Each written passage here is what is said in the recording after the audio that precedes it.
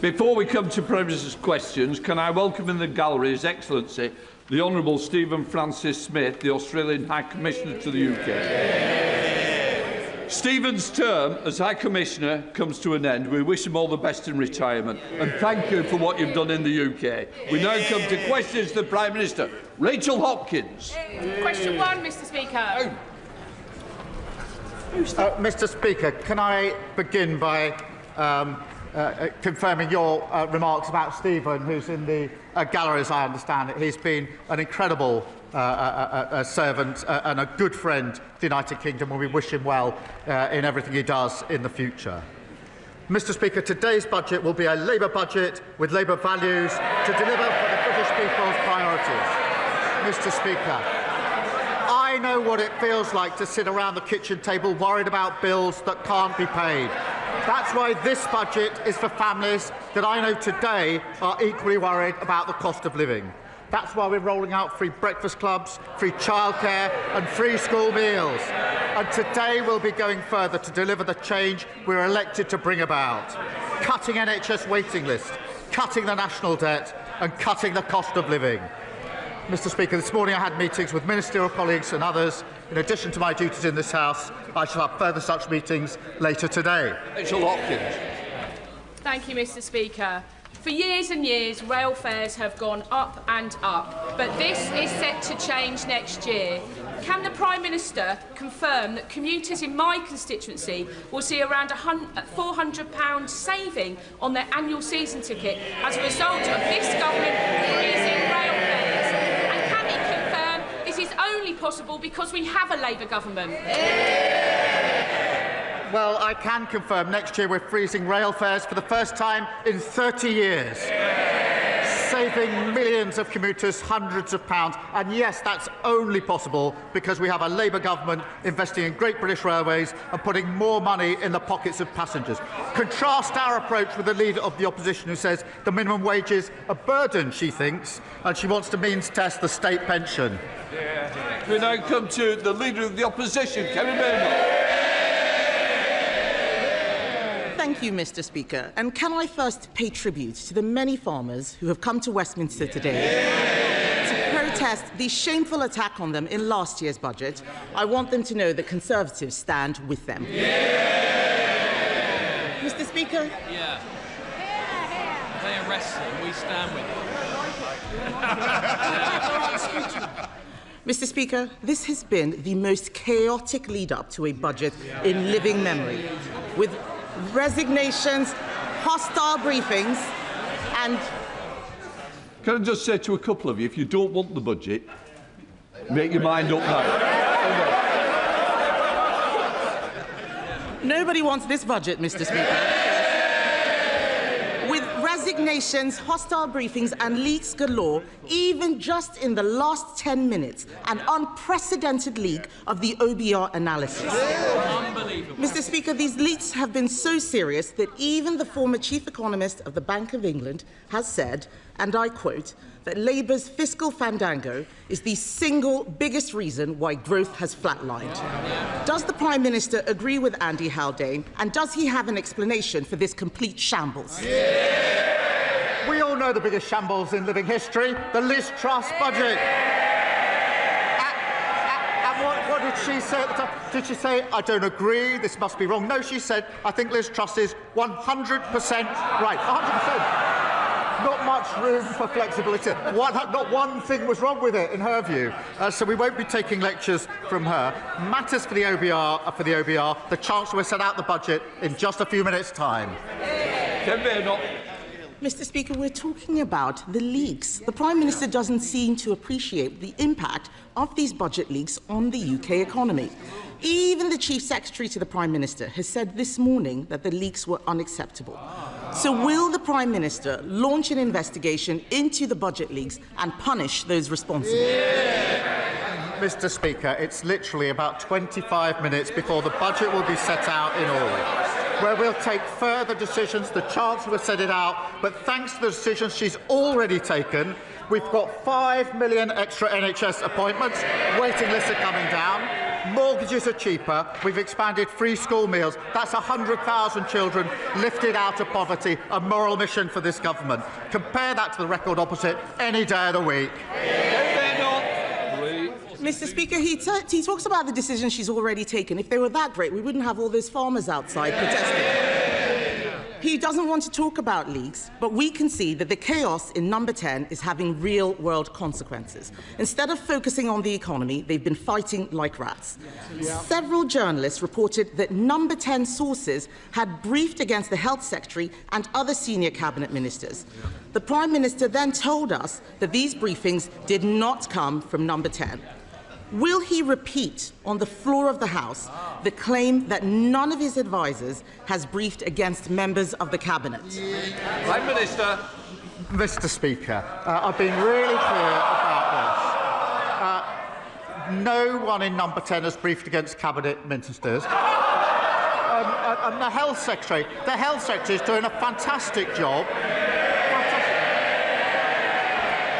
He stood before the electorate just before the last election. He said we'd deliver 2 million extra appointments for the NHS in the first year of a Labour government. There he is. What did he do? Not 2, not 3, not 4, but 5 million extra appointments for the NHS. They don't understand this language, Mr. Speaker, because they left everything absolutely broken.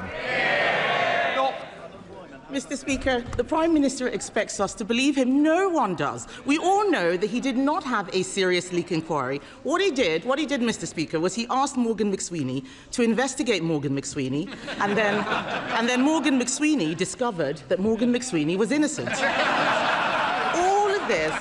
All of this calls into question the Prime Minister's judgment. All of this calls into question the Prime Minister's judgment. We read this weekend that he wants the former Deputy Prime Minister back in his cabinet. He must have forgotten that she had to resign only a few months ago for tax evasion. When did the Prime Minister decide that lawbreakers can be lawmakers? Mr. Speaker, whilst she's scrolling through Twitter, we've delivered rail fares frozen, prescription charges frozen, the minimum wage boosted. We're focusing on the cost of living, the single most important thing for this country. She's focusing on tittle-tattle.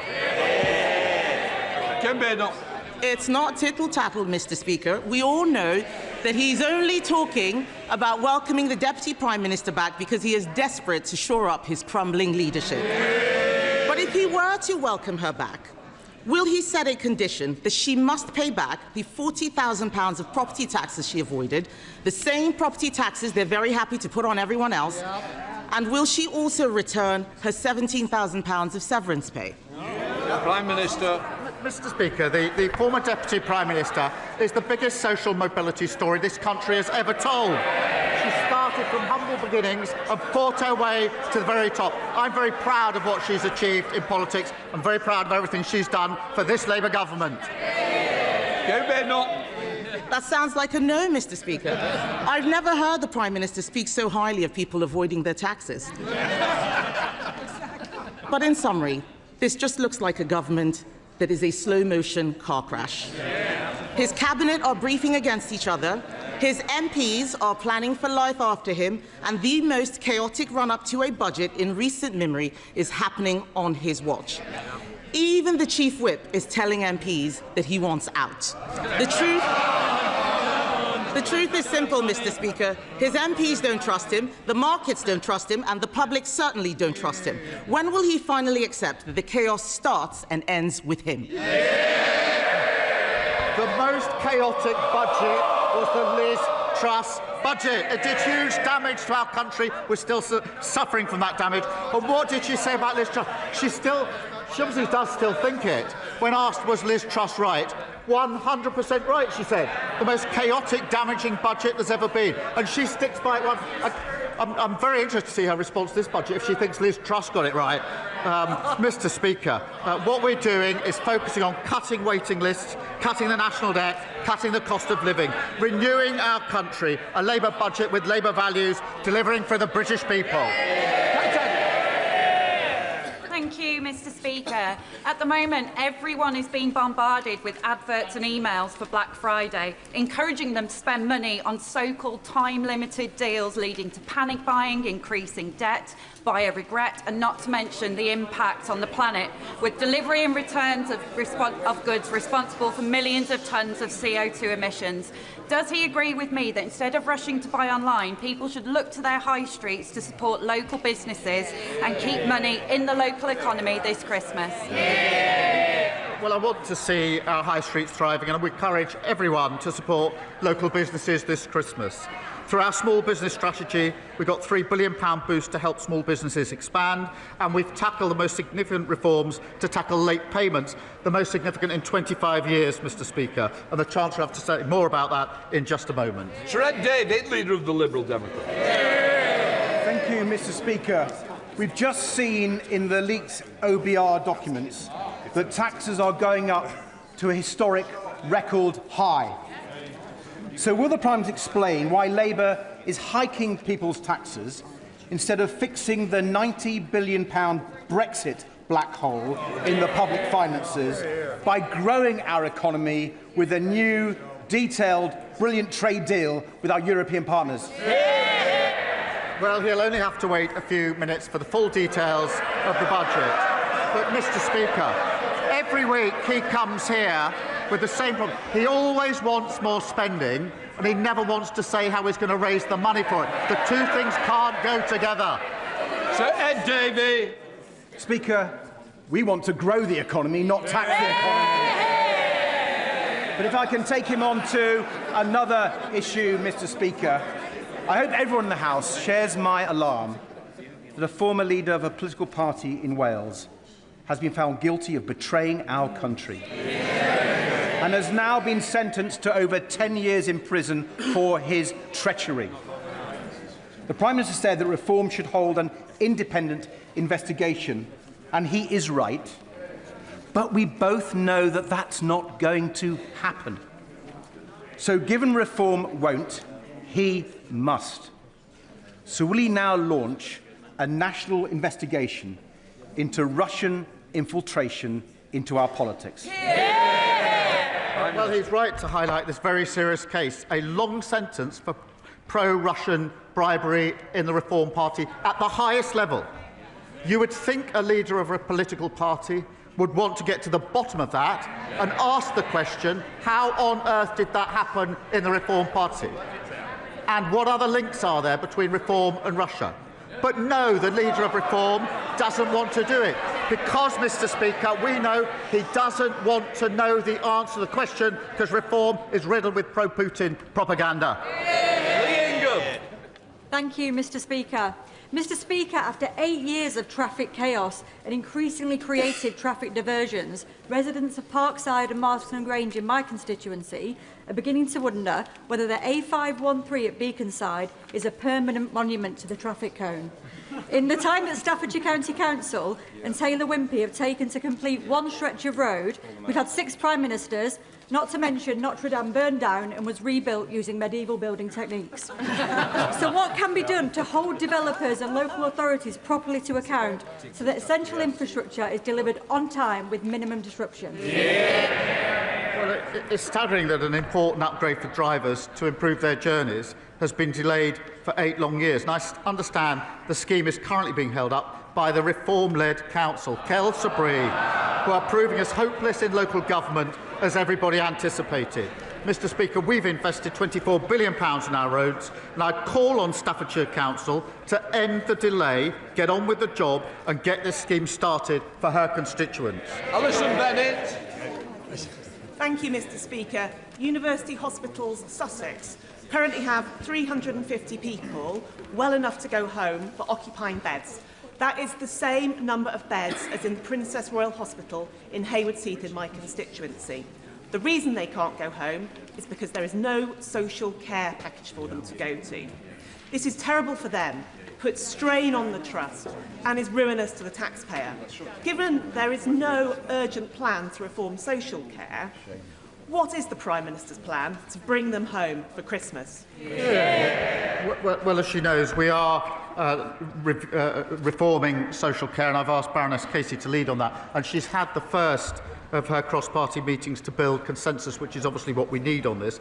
As I've said out a number of times, the first phase will report in 2026, so we can reform as we go on. There will obviously be a phase after that. And I remind the House we've already boosted social care funding by £3.7 billion, record increases also to the carers allowance, and £500 million for the first ever fair pay agreement to properly recognise and reward carers.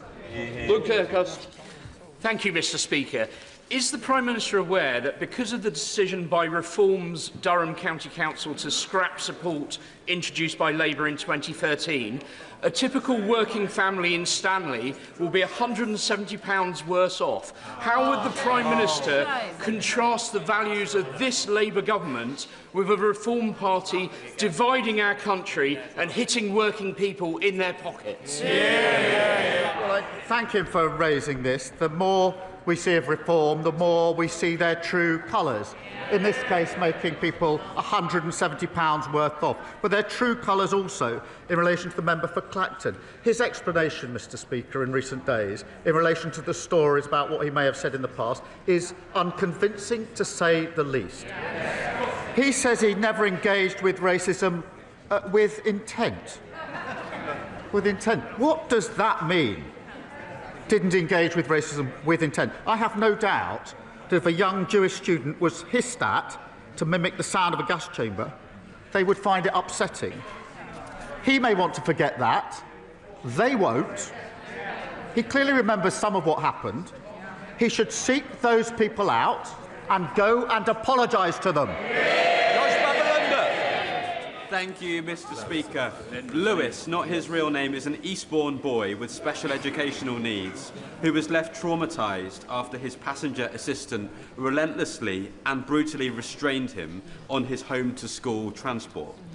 It only became clear to Lewis's mum, who is in the gallery today, what happened on that day when he returned home visibly distressed and bruised. And that's because, shockingly, there is no statutory requirement to report incidents of physical restraint on school transport, nor national training standards. So will the Prime Minister address this loophole in his upcoming SEND reforms to ensure that SEND children in Eastbourne and beyond can travel to school with the safety and dignity that they deserve? Well, can I say to him and to Lewis's mum, who's with us, that incidents like that should not be happening. I know that he's met, I think, with the Education Minister to discuss this. Every child should have tailored support, including on transport to school, and I can reassure him and Lewis's mum that that principle will be central to our reforms. Jenny Riddle-Carpenter. Thank you, Mr. Speaker. Last week, Roman Osborne, a 10-year-old in my constituency, hand-delivered a letter to 10 Downing Street to tell the Prime Minister about an accident that he had outside his primary school of Trimley St Martin in February, which left him spending 3 days in hospital and many, many more months recovering. Mr. Speaker, will the Prime Minister back my campaign, Safer and at the Gates, and will he call on Tory-led Suffolk County Council to do the right thing and re-review the road and put the right safety measures in place outside Trimley St Martin and the other schools in my constituency?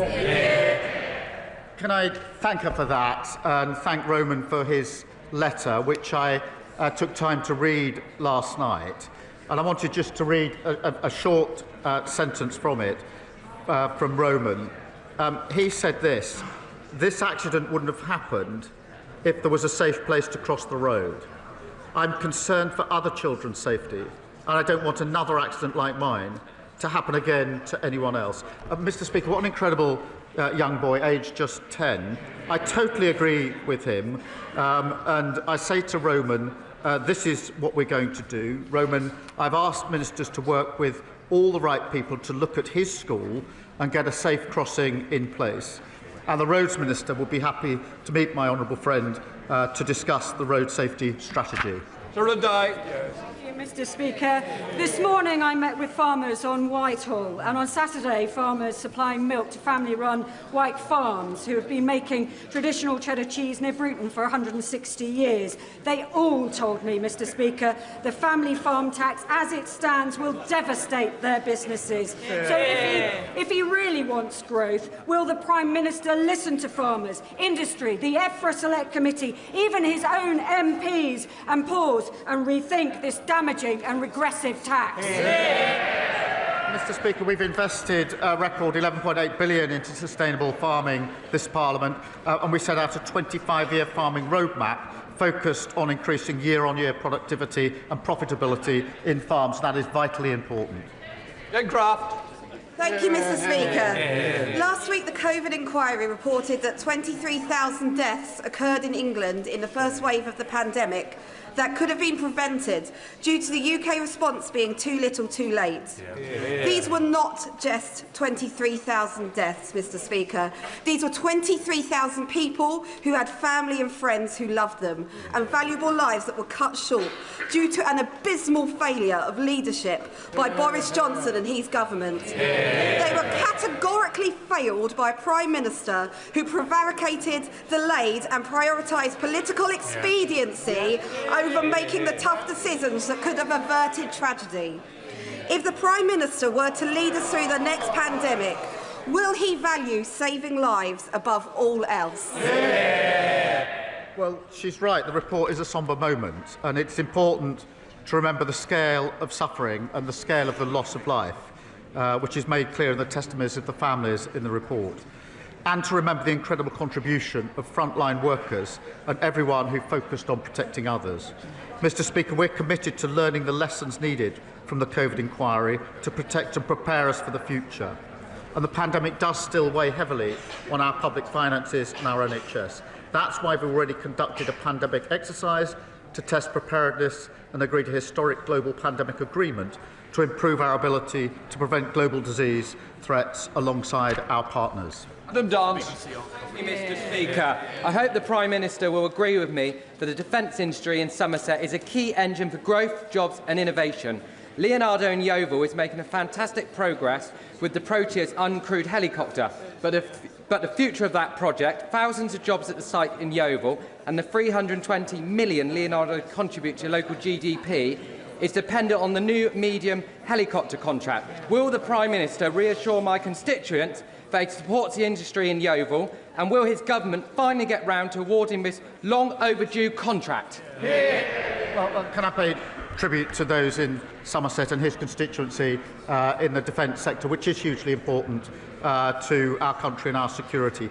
I can confirm we're continuing with the establishment procurement process for the new medium helicopter programme to deliver modern equipment for our armed forces. That's part of the biggest sustained boost to our defence since the Cold War, and I'm determined to see a defence dividend of investment in British jobs and apprentices, including in his constituency.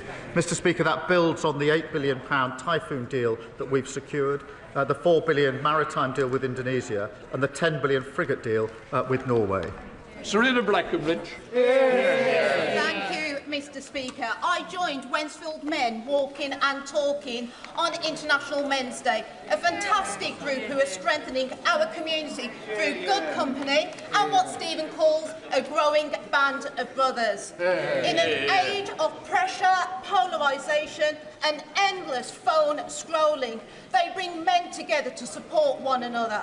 Will the Prime Minister join me in congratulating all involved and explain how the first ever men's health strategy will back similar grassroots initiatives? Can I thank her? It is so important that men have the space and support from their peers to discuss their mental health. Can I thank Men Walking and Talking for the work that they do that makes such a difference? We were proud to launch our men's health strategy last week to get more men the support they need. Mr. Speaker, I wanted to take a moment to thank my honourable friend for Cannock Chase for his honesty and bravery on International Men's Day. And I say again, men speaking so truthfully about their experiences is so powerful and inspires more to do the same. He's a credit to this House. Great job. Thank you, Mr. Speaker. consequential to President Trump's misunderstanding of Putin's assessment going forward into. I've got it completely wrong, so let me do it without notes. There we are. What a day to do it. So, President, I can't. You know, I've completely lost it, and I apologise. So let me read it. Let me read it, because I'm going to carry on. I'm afraid the Prime Minister's not going to get away that easy. So, consequential to President Trump's misunderstanding of Putin's strategic intent for both Ukraine and Europe is the Prime Minister's solemn responsibility to keep this country safe.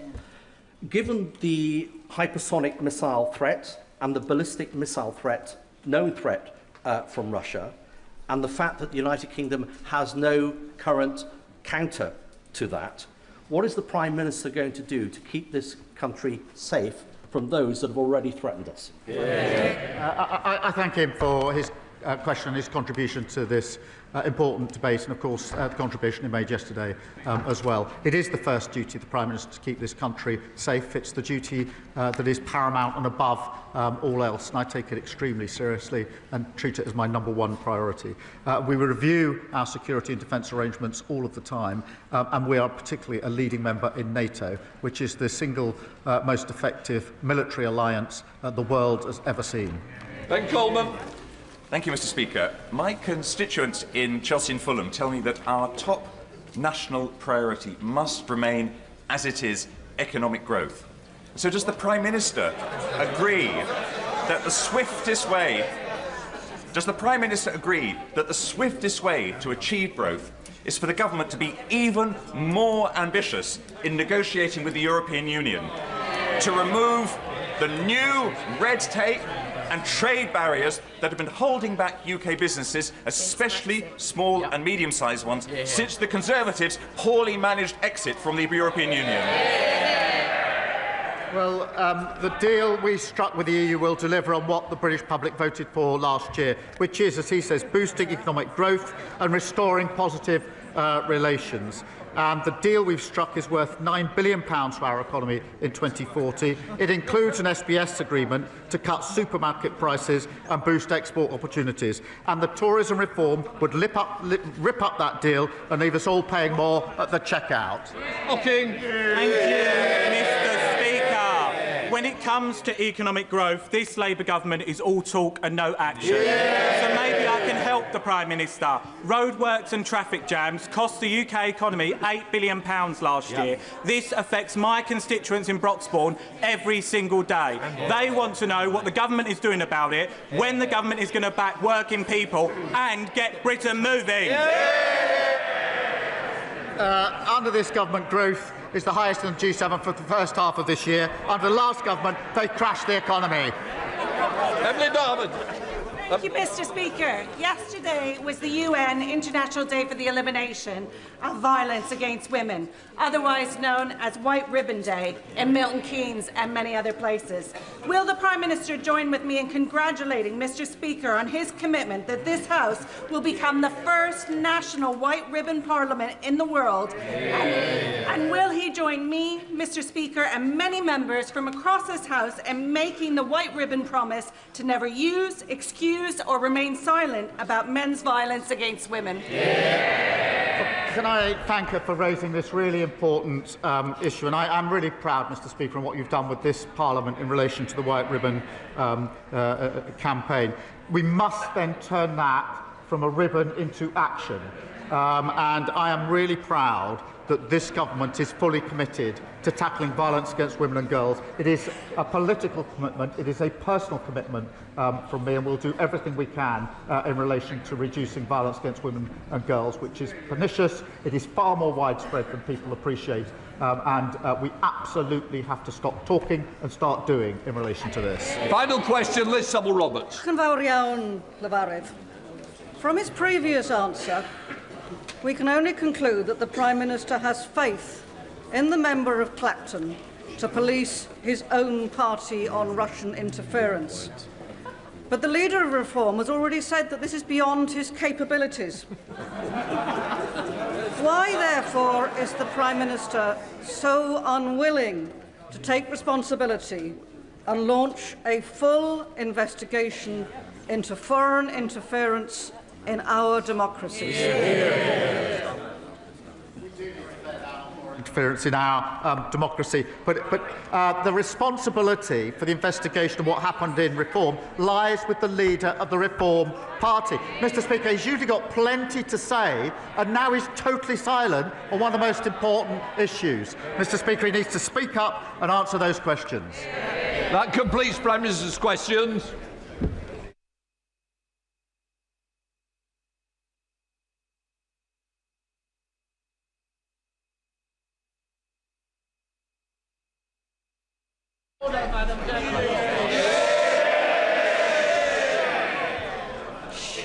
Point of order, Meltdown. Thank you, Madam Deputy Speaker. On a point of order, Madam Deputy Speaker, this morning we have seen an unprecedented leak of the OBR's Economic and Fiscal Outlook report before the budget. This report contains market-sensitive information. It is utterly outrageous that this has happened, and this leak may indeed constitute a criminal act. In Prime Minister's questions, the Leader of the Opposition asked the Prime Minister about this leak, but he refused to answer her question. So, Madam Deputy Speaker, please can you advise this House what steps are at its disposal to force a leak inquiry into this matter, and would it be possible to ask the Table Office to distribute copies of the report given to the House, given that everybody outside of this House has already had the opportunity to read it? Order! This is not a point of order for the Chair. The Chancellor is about to make her budget statement, and I expect members and their constituents wish to hear from the Chancellor directly. However, before I call the Chancellor to speak, I nonetheless wish to make a short statement. For a number of weeks, and yet again yesterday, there have been extensive briefings to the media on the government's fiscal policy and public finances. This disappointing trend in relation to budget briefings has been growing for a number of years under successive governments, but appears to have reached an unprecedented high.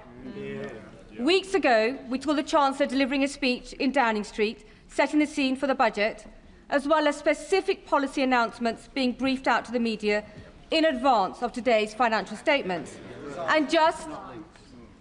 don't need any help. And just a moment ago, it seems the OBR analysis has also appeared online.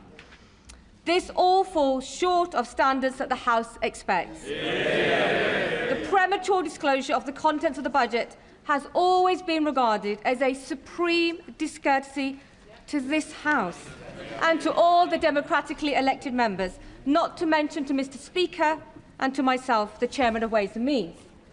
The government's own ministerial code cannot be clearer, as set out in paragraph 9.1. When Parliament is in session, the most important announcements of government policy should be made in the first instance to Parliament. Mr. Speaker has always upheld the rights of this House and its members to be treated with respect and to be the first to hear major government policy announcements on behalf of their constituents. As Chairman of Ways and Means, I have responsibility to oversee the House's consideration of the budget statement and the ensuing resolutions, which are described in erskine-made paragraph 36-33 as the most important business of Ways and Means in this House. I want honourable members on all sides of the House to have adequate opportunity to hold the Chancellor to account, rather than hear and read about new policies on a daily basis in the media.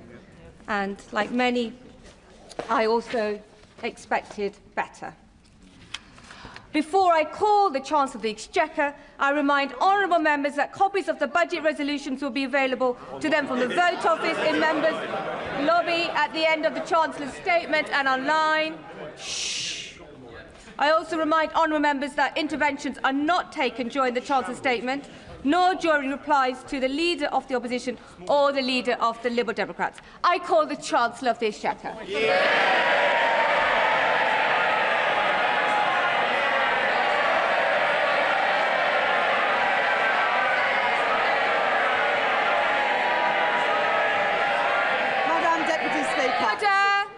Chancellor. Madam Deputy Speaker, it is my understanding that the Office of Budget Responsibility's Economic and Financial Outlook was released on their website before this statement. This is deeply disappointing and a serious error on their part. The Office for Budget Responsibility